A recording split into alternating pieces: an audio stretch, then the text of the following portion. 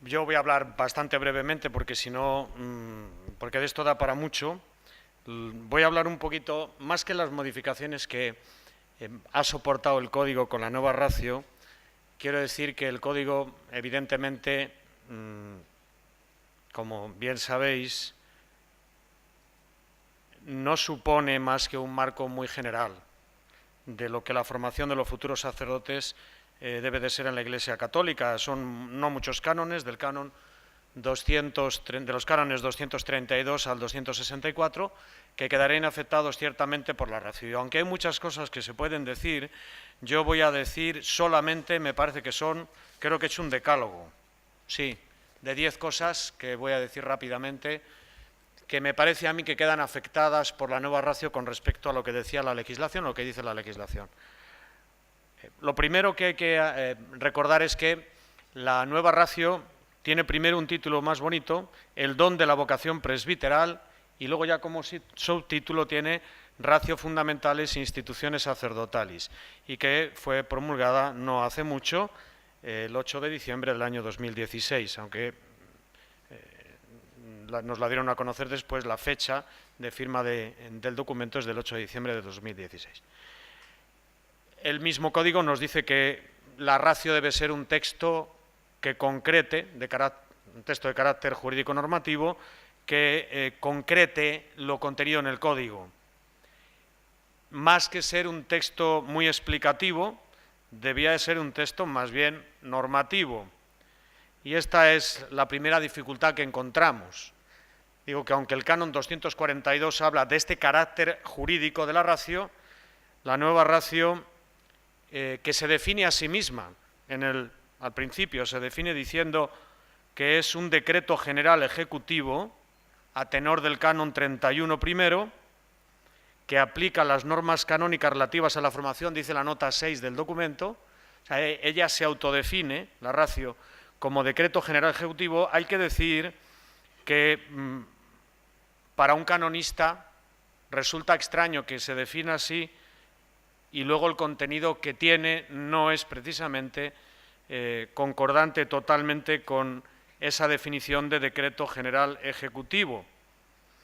Porque, como sabemos, estos decretos son los que precisan más concretamente normas dadas de carácter general y nos dicen cómo debemos cumplirlas, cómo debemos observar, cómo debemos obedecer esas leyes más concretamente.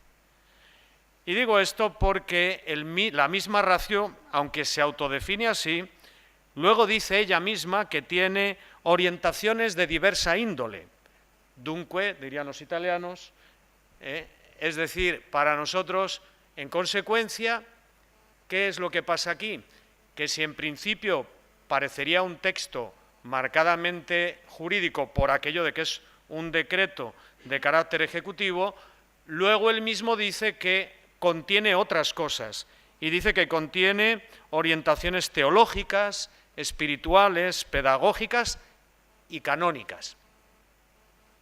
Así que encontramos ya aquí una primera dificultad que aparece en la misma introducción del documento y que, aunque al principio el contener todos estos elementos nos da sensación de un texto muy rico, desde el punto de vista jurídico complica luego su interpretación, porque al leerlo, yo por lo menos como canonista y como formador, me surgen no pocas dudas y en algunos casos perplejidades sobre cómo aplicar algunas de las orientaciones que ahí se dan. No voy a meterme a compararla con la ratio anterior, porque la ratio anterior es muy anterior al código y el código, después del código lo único que hizo fue darle ahí 2 pinceladitas para que pareciera poscodicial, pero lo cierto es que la anterior ratio era más parecida a un decreto de carácter ejecutivo que la actual ratio, que es más bien un documento muy bien informado, muy amplio, tiene 300 notas a pie de página, más que la tesis del presidente del gobierno. 300 notas a pie de página. Bueno, no sé si más o menos, que no he leído la tesis del presidente del gobierno, por lo que oye uno, ¿no? Más de 300 notas a pie de página y, claro, recoge documentos de mucha variedad, desde los documentos fundamentales del Concilio Vaticano II a palabras del Papa en una reunión con sacerdotes o con seminaristas. Y ya sabemos también que no todo tiene el mismo valor, aunque lo diga la misma persona. También esto es un criterio a la hora de interpretar. No tiene nada que ver con la ratio anterior, ni en la estructura sistemática, ni en la terminología usada. Ya no se habla, por ejemplo, era muy curioso, la ratio anterior estaba más inclinada a la cuestión intelectual, hablaba siempre de alumnos, los alumnos. Aquí ahora pues ya no se habla de los alumnos, sino se habla siempre de los seminaristas. O, por ejemplo, antes se decía que las etapas eran la filosofía, la teología y la pastoral, y ahora las hemos cambiado de nombres, aunque mantenemos el anterior, le hemos añadido otro. Tampoco en los contenidos, hay algunos totalmente novedosos, y de esos voy a hablar ahora, ni en el hecho, y esto es muy importante también, de que esta no es una ratio para los seminarios. ¿Por qué para los seminarios diocesanos? Porque dice que se aplica también a las casas de formación de otras instituciones que, sin ser seminarios diocesanos, forman clérigos. Por ejemplo, la hermandad a la que yo pertenezco, que es una asociación internacional de clérigos y, por tanto, no, con derecho a incardinar y, por tanto, con la posibilidad de tener seminario propio, como así es, esas normas también se aplican al seminario de los operarios o al seminario de un movimiento o al seminario de incluso una institución de carácter religioso que tenga formación de clérigos, con las adaptaciones propias, lógicamente, de la ratio que luego la propia institución puede tener y que debe construir. Pero no es solo esto, sino que une la formación inicial a la formación permanente. Hablando de un único itinerario de formación, luego la ratio no está destinada solo a la formación de los seminaristas, sino también habla muy directamente de los sacerdotes, de los presbíteros, y de su vida después del seminario, porque hay vida después del seminario. Bueno, el proceso de formación se entiende como un camino de iniciación discipular que va desde el preingreso al seminario hasta la muerte del sacerdote. Habla de la gradualidad, una serie de cosas que no me voy a detener ahora. Puntos peculiares, los 10 puntos que les quería yo comunicar. Primero, el asunto de las vocaciones adultas. El número 24 de la ratio da unas normas para aplicar el canon 233, parágrafo segundo, que habla precisamente del cuidado de las vocaciones adultas. Cosas que dice la nueva ratio para aplicar el contenido. Esto ya no es la primera vez que aparece, porque se cita el famoso documento, aparte de la Pastores Dabo Vobis, el documento Vocationes Adultorum, que es del año 2000, donde se hablaba ya de este tema. Hay que decir que la ratio recopila el enquiridium, es como un enquiridium resumido de todos los documentos que han salido sobre formación sacerdotal desde el concilio hasta el día de hoy. En primer lugar, dice que la Conferencia Episcopal puede establecer un límite de edad para la admisión de dichas vocaciones y que puede erigir un seminario para este fin. Bueno, la primera es una nueva competencia a la que ya tenía la conferencia de, por ejemplo, subir la edad de ordenación, que el código establece de ordenación presbiteral a los 25 años, pero la conferencia podía establecer una edad superior para todo el territorio de ámbito nacional. Ahora se añade incluso una superior o inferior, vamos a decir, un límite de edad para poder ingresar las vocaciones adultas en el proceso de formación, que lo podría establecer la conferencia, podría establecer un límite de edad. Sabemos que ha habido personas que se han ordenado con casi 70 años, o incluso algunas con más de 70. No es raro y en España tenemos no pocos casos. Pues la conferencia podría decir, pues no, mire, usted a partir de los 65, que es la de jubilación, ya no usted se jubile y ayude y tal, ¿no? Pero bueno, como estamos tan necesitados,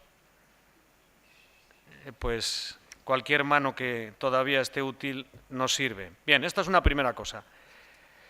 La segunda es que dice que hay que hacer una buena selección, leo literalmente. La acogida inicial de estas personas en el seminario exige un recorrido espiritual y eclesial previo durante el cual se puede realizar un serio discernimiento de sus motivaciones vocacionales.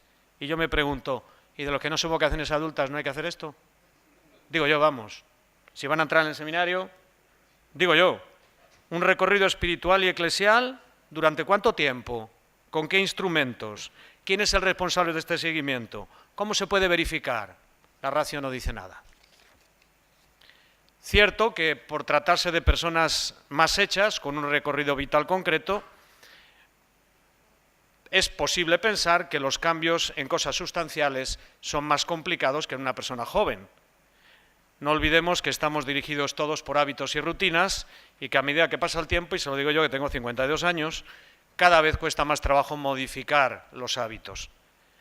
El cambio siempre será más sencillo mientras no afecte a aspectos muy rígidos de la personalidad, pero el cambio siempre es posible. No vamos a pensar de que porque uno tenga una cierta edad no va a cambiar nada. Por el contrario, también la edad madura ofrece otras posibilidades y otras ventajas, como son la experiencia y también pues una cierta visión de la vida más amplia que puede ayudar en la formación. Por eso digo que cuidado eso del discernimiento, el acompañamiento, con un especial cuidado, porque yo no sé a quién hay que tener más cuidado. En tercer lugar, la tarea formativa se usará, dice, un oportuno método pedagógico y didáctico que tenga en cuenta el propio perfil personal. A mí me hace entender esto que se incorporan a la comunidad formativa del seminario mayor como uno más, si no hay seminario propio para vocaciones adultas. Entonces a mí me surgen bastantes preocupaciones aquí. Estas vocaciones adultas que ya han tenido este discernimiento previo tan seguido y tal, ¿tienen que hacer el curso propedéutico que es obligatorio, dice la ratio, para todo el mundo? ¿Tendrán un formador propio para ellos? ¿No se podría haber incluido aquí la indicación del canon 235, parágrafo segundo, que prevé una formación fuera del seminario acompañado por un sacerdote responsable experto? Incorporar a una persona de 60 años a la comunidad del seminario donde hay muchachos que tienen 20. ¿Esto qué es? No sé yo lo que es. Por otra parte, ¿hay tantos como para hacer un seminario para ellos? No lo sé. Estas son cosas que tendrá que decir la ratio de la Conferencia Episcopal Española en nuestro caso, porque obliga a la ratio también a que las conferencias determinen estas cosas que sugiere la ratio general, pero que la ratio de la conferencia tiene que...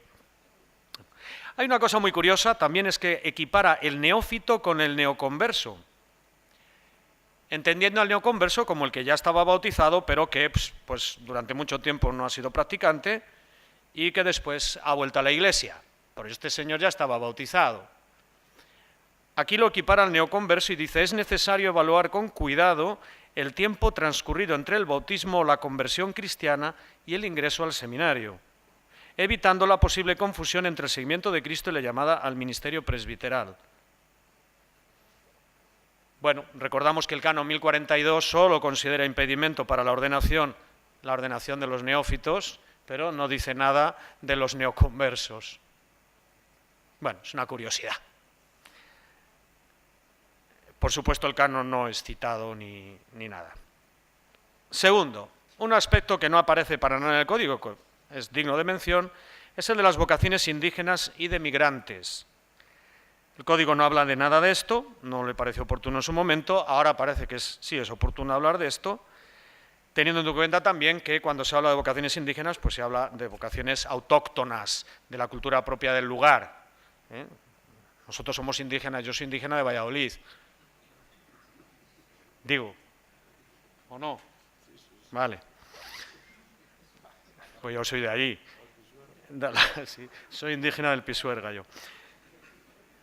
Bueno, pero es una aportación interesante porque señala varias cosas que yo quiero subrayar. Primera, se ha de proporcionar una formación inculturada para que los candidatos indígenas no pierdan las raíces de su propia cultura. Nos dice el número 25. Yo no tengo nada que objetar. Simplemente avisar del peligro de segregar a un grupo del resto. Porque en la diócesis, y esto yo que he vivido en México varios años, pueden darse situaciones culturales múltiples y puede haber en una comunidad indígenas y no indígenas, perfectamente. Hay que recordar que la misión del ministerio ordenado es universal y que el presbítero es agente de comunión. Lo digo esto por lo de la segregación, lo de las diferencias, que al final nos convertimos en eso, en una secta, entre comillas. Una secta es algo que solo se preocupa de una parte y nosotros, como presbíteros, estamos llamados a ser agentes de comunión. También dice, con respecto al acompañamiento de los migrantes, que se les ha de acompañar para una progresiva integración de la nueva realidad en la que se insertan, sin olvidar tampoco su cultura de origen, el número 26 de la ratio.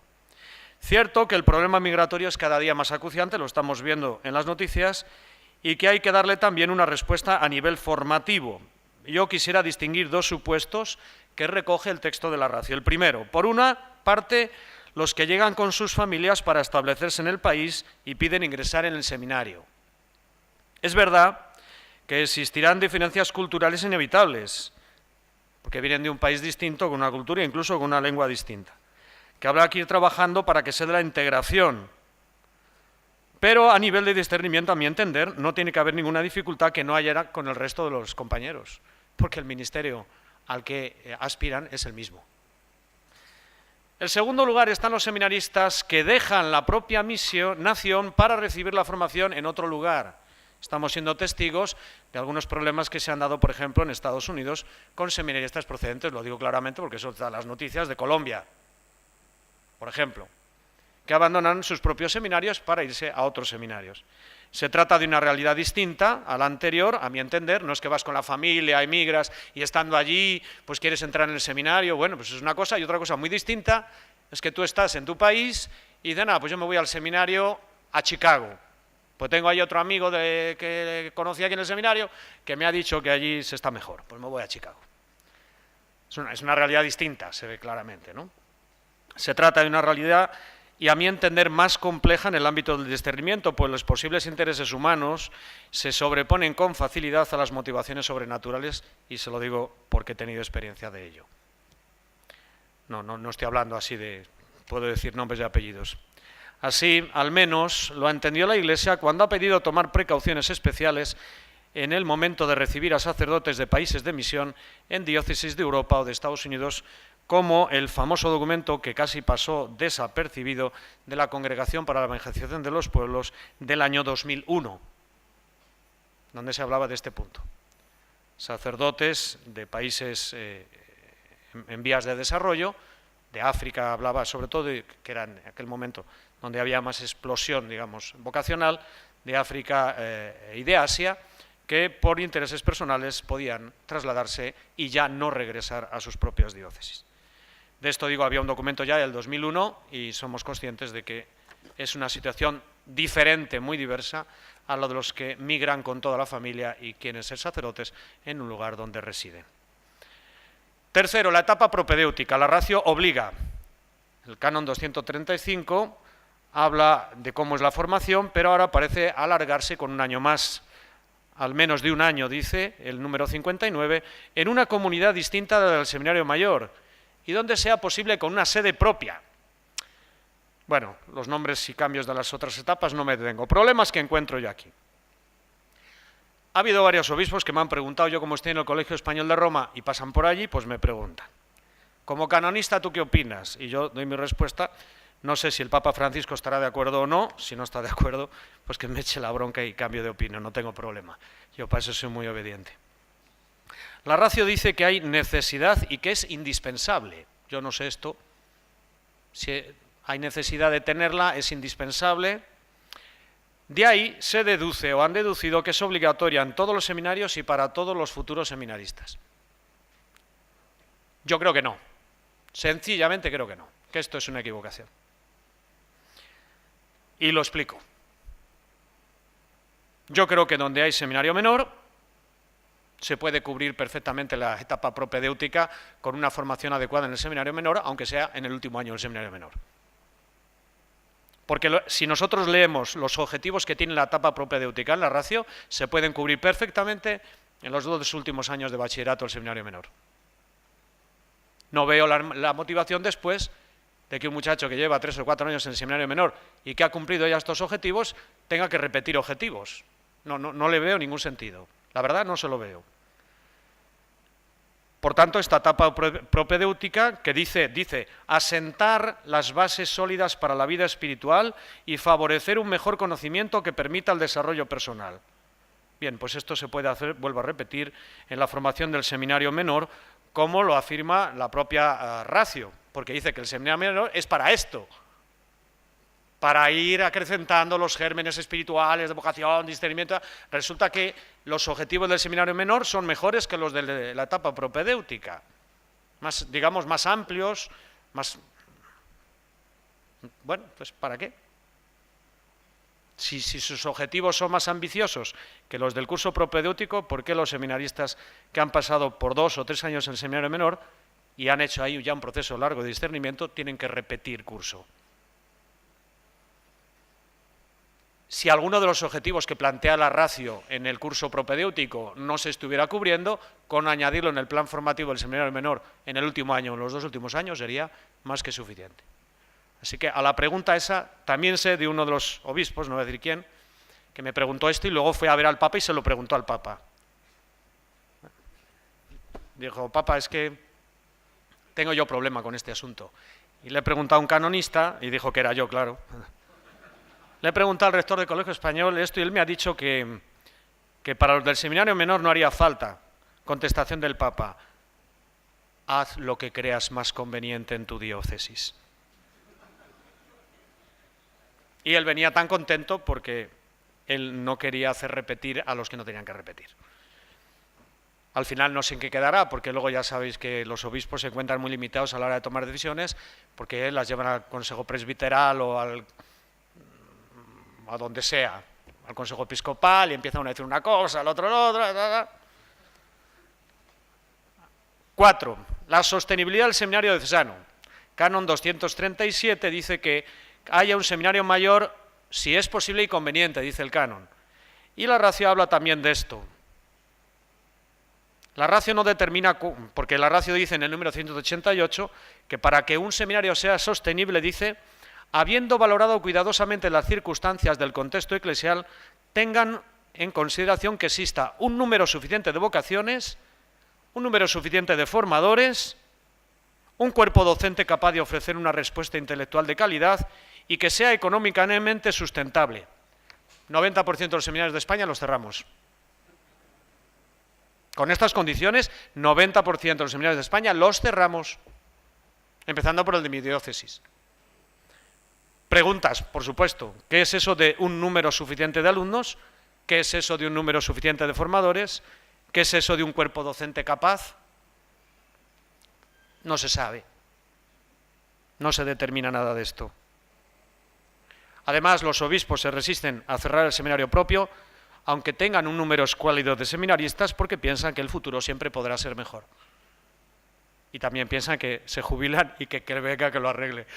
Esto es una broma. Nadie quiere cerrar un seminario. Yo, si fuera obispo, no lo cerraría. No querría cerrarlo, quiero decir. ¿Por qué? Pues porque es el corazón de la diócesis. Si cierras el seminario, parece que ya has cerrado todo, que ya estás dispuesto a morir con el seminario tú también. Entonces, pero es verdad que son insostenibles. También sé, porque esto se trató en la conferencia episcopal, que en concreto en España la congregación indicó a los obispos que se haga un estudio para la creación de seminarios interdiocesanos, dada la insostenibilidad de muchos de nuestros seminarios. Pero también digo una cosa, a los obispos no les pueden obligar a hacer esto. Bueno, el Papa sí lo podría hacer, directamente él, pero no creo que lo vaya a hacer. Con respecto al equipo formador, aparecen nuevos formadores que no estaban en el código. Un señor que lo llaman el coordinador de la dimensión humana. De esto me alegro porque mi tesis, esto es el punto 5, de mi tesis era ese, sobre la formación humana. Entonces, me alegro mucho que haya un coordinador de esto. Me hace gracia porque hay muchos coordinadores y en estos seminarios, pues donde hay 3 formadores, ya me diréis cómo vamos a tener coordinadores de todo, ¿no? Pero bueno, hay otro que lo llama el coordinador de la dimensión intelectual. El Código de Derecho Canónico hablaba de director de estudios, no sé si sirve la misma persona o hay que coordinar mejor, yo qué sé. Hay también el coordinador de la dimensión pastoral, que dice que se ocupa de la formación pastoral teórica y práctica. No sé si el de la formación teórica pastoral no es intelectual, a lo mejor, no sé. Yo ahí veo mucha coordinación, veo. Y en los seminarios en que exista más de un director espiritual, uno de ellos será el coordinador de la dimensión espiritual. Y yo todo esto, claro, viendo la realidad española, pues no sé si en América o en otros sitios esto será posible, sí sé. Por ejemplo, en el seminario de Guadalajara, en Jalisco, claro, porque ahí están divididos por secciones, o en los seminarios de Colombia, que hay 150 seminaristas, 200 seminaristas, pues claro que hay varios y uno que coordine, lógicamente, porque si no es inorganizable, ¿no? Pero, bien, está bien, yo digo como novedades de nombres y cosas que en el código no están y que esto. Un tema que sí me interesa mucho, el tema de la protección de la intimidad. En la segunda parte del número 94 de la nueva ratio encontramos un tema que a mí me parece lo más controvertido de la ratio. Lo he explicado en otros lugares, no me voy a detener mucho, pero creo que es el tema más controvertido, independientemente de que el otro del propedéutico pues es controvertido hasta cierto punto, porque luego el obispo ya digo que dice, tú pasas al seminario mayor desde el menor y punto y se acabó, y nadie le va a decir nada, porque él lo puede hacer. El tema de la protección de la intimidad, sin embargo, a mí me importa mucho. Creo que en el número 94 de la nueva ratio hay una cierta indiferenciación de funciones a la hora del acompañamiento personal y el acompañamiento, vamos a llamarlo así, más de carácter externo disciplinar. Es verdad que la ratio pide secreto a los formadores de lo que conocen de la vida de los seminaristas. Si nosotros leemos el número 49, pues dice que el formador debe guardar secreto de cuánto conoce de la vida de los seminaristas. Pero a la vez dice que un recto acompañamiento equilibrado y respetuoso de la libertad y la conciencia que les ayude en su desarrollo exige que cada formador sea competente, o sea, todos son acompañantes. Todos los formadores que deben guardar secreto son a la vez acompañantes. A mí esto me preocupa mucho. No encontramos ninguna referencia directa a la tradicional, necesaria, para mí, personalmente lo digo, distinción entre el foro de la conciencia y el foro público o externo, asignando a todo el equipo formativo la ratio al cuidado de ambos. Yo creo que esto puede provocar la violación del derecho a la intimidad de los seminaristas, porque al fin parece que la vida personal debe ser patente a todos los formadores. Les leo, por ejemplo, la desproporción del número 200 de la ratio, que al hablar de las tendencias homosexuales dice: por otra parte, conviene recordar que en una relación de diálogo sincero y confianza recíproca, el seminarista debe manifestar a los formadores, al obispo, al rector, al director espiritual y a los demás educadores sus eventuales dudas o dificultades en esta materia. Y a la señora de limpieza, y al portero del seminario y al que pasa por allí. O sea, tú tienes dudas sobre tu identidad sexual y se lo cuentas a todo el mundo. Hombre, yo entiendo que si tienes dudas hay que resolverlas. Porque pueden ser miedos homosexuales, pueden ser cosas no bien asumidas en la adolescencia, pueden ser ya cosas más firmes y hay que discernir sobre la idoneidad. Pero vamos a ver, fíjense, al obispo, al rector, al director espiritual, a los demás educadores. Y ya digo, y si pasa alguien por la calle también, oye, mira, que es que estoy en dudas. No sé si ponerme sotana o no, ponerme una toca, no lo sé. Entonces, lo digo en plan de broma, pero no, a mí no me hace ninguna gracia, porque me parece que esto es un ataque directo contra el derecho a la protección de la propia intimidad, que es un derecho humano fundamental y que está recogido en el Código de Derecho Canónico. Esto se complica más todavía cuando se habla de la dirección espiritual, el tema debatidísimo de la dirección espiritual, en el que no nos ponemos de acuerdo, que el Código lo trata en dos lugares distintos, como bien sabéis, y que los que habéis sido alumnos míos sabéis perfectamente que siempre hemos distinguido, yo distinguiré mientras nadie me diga lo contrario, entre el director espiritual oficial, que está junto al rector, el vicerrector, el ecónomo, para cuidar de la vida espiritual del seminario en el ámbito externo y para organizar la vida espiritual del seminario, y lo que dice el canon 246, cuando habla del acompañante espiritual libremente elegido por el seminarista. Confundir estas dos figuras me parece que es atentar contra el derecho a la propia intimidad. No solo a ese derecho, sino también al derecho a elegir la propia espiritualidad, que viene también recogido en el Código de Derecho Canónico. Así que en un momento podemos cargarnos dos derechos fundamentales de todo creyente y también del creyente seminarista, por hacer una interpretación inadecuada. Que el seminarista elige como acompañante espiritual al director espiritual oficial del seminario, fine, genial, maravilloso, fantástico. A mí me parece muy bien.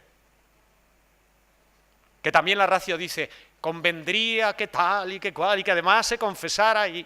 Bueno, yo creo que esta distinción, además, a propósito, en la ratio nunca se cita el canon 246, parágrafo 4, para hablar del acompañamiento espiritual. No, sencillamente se omite. Se habla solamente del 239, donde habla del director espiritual oficial, y dice que si hay más seminaristas, pues que haya más director espiritual, lo que dice el código, oficiales. Pues yo creo que esta indistinción atenta contra los cánones 220 y 214, y que creo que la unidad de la formación no consiste en hacer que todos seamos, como dicen en México, o todos coludos o todos rabones. Somos distintos. Somos distintos y merecemos un tratamiento distinto. Y la elección del acompañante espiritual es una cosa muy delicada. Evidentemente hay que velar para que este acompañante haga su función y la haga bien. Pues lo que tiene que hacer el seminarista es, si no es uno de los oficialmente designados, es comunicarlo al rector para que él tenga noticia de qué persona es y sepa si es una persona que puede ejercer este ministerio. Y segundo, compruebe que lo ejerce. Porque no es el primer caso que el seminarista dice, no, yo es que no voy con el director espiritual de la casa porque es que yo voy con mi párroco. Ah, muy bien, pues estupendo. No, es que yo desde niño, yo con él me trajo al seminario, tengo mucha confianza, es mi acompañante espiritual. Vale, sí me parece muy bien. Es un sacerdote de la diócesis que cuenta con todas las licencias para ser párroco, supongo que es una persona sensata y equilibrada. Genial. Llamas al párroco y dice, ¿qué va? Si yo no soy, ¿qué va? Jamás, si yo no he hecho nunca nada de eso. Entonces, no vamos a emplearlo como subterfugio para no tener acompañamiento espiritual, que eso no es una cosa del seminario, es una cosa de toda la vida, del presbítero, de cualquier cristiano, pero muy especialmente el presbítero, que tenemos que estar muy pendientes de no sacar los pies fuera del tiesto. Para eso necesitamos ayuda. Bien, lo digo porque me preocupa este tema, quizás el que más me preocupa de todo lo de la ratio. También me preocupa una cierta tendencia psicológica que está flotando por todo el documento, que es una escuela muy digna, como cualquier otra, que es la escuela jesuítica, y digo yo que ahora soy profesor de la gregoriana, no tengo problema en decírselo, pues lo digo a ellos. Aquí hay un tufo a la escuela de Rula, que no hay quien lo detenga, y es una escuela de psicología profunda, que es útil, pero no es la única. Incluso para algunas cuestiones yo creo que hay otras alternativas, a mi modo de entender, pobre modo de entender de formador y por mi experiencia, pues tan buenas o mejores o incluso en ocasiones necesarias en lugar de esta, ¿no? Pero eso ya es un juicio mío valorativo, porque en ningún sitio lo pone, pero uno lo lee, que si las motivaciones, que si las necesidades, que si las actitudes, entonces va sonando todo a esa escuela, que digo no es que sea mala, digo que es una. Séptimo, la admisión de los candidatos procedentes de otros centros de formación. Sabéis que el canon 241, parágrafo 3, desapareció una centralización que había en el código, bueno, no que había, desde el año 41, donde se decía que cuando un seminarista cambiaba de lugar, había que pedir permiso a la Santa Sede. Esto se quitó, pero claro, ahora vemos que el salto para aquí y el salto para allá es tremendo. Lo único que hace la ratio es decir que, por favor, nos tomemos en serio esto y que no se puede eximir nunca, el rector no puede quedar exento de pedir la documentación, incluso de tipo psicológico, relativo al tiempo transcurrido en otro instituto de formación. Otro problema.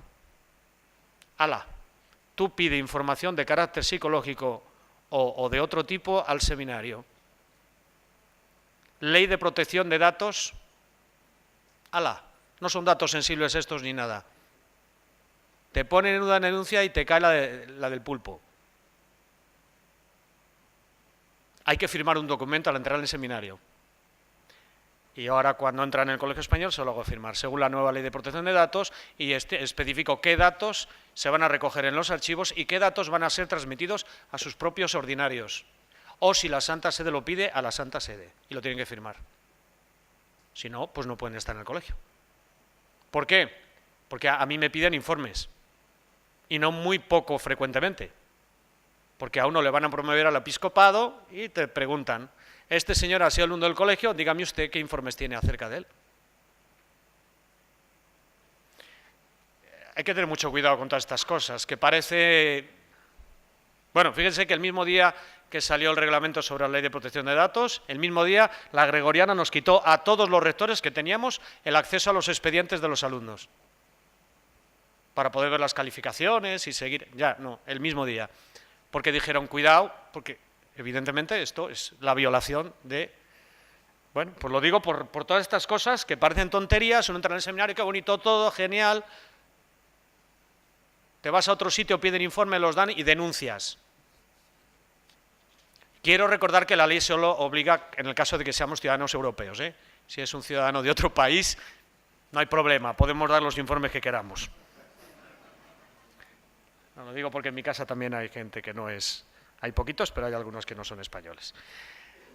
Luego lo de la ratio universal y las raciones nacionales, se pide que se adapten, esto ya lo sabéis, y bueno, yo con todas estas dudas que me surgen, pues nada, encomiendo a la Conferencia Episcopal que se haga con un buen equipo de colaboradores para poder concretar todas estas cosas que la ratio universal pide que se concreten en las ratios nacionales y que se resuelvan algunos asuntos como estos que estoy diciendo yo en voz alta, que son los que se me han ocurrido a mí, pero que podía haber otros. La normativa particular, por otra parte, como nos dice el canon 243, dice que el obispo tiene que aprobar el reglamento de su seminario. Lo que añade nuevo la ratio a este ordinacio propio no son los estatutos de los que habla el canon 237, sino que habla de algo que no existía, que era el llamado proyecto formativo o itinerario formativo. Esto no aparecía en el código y ahora pide la ratio que lo tengan todos los seminarios.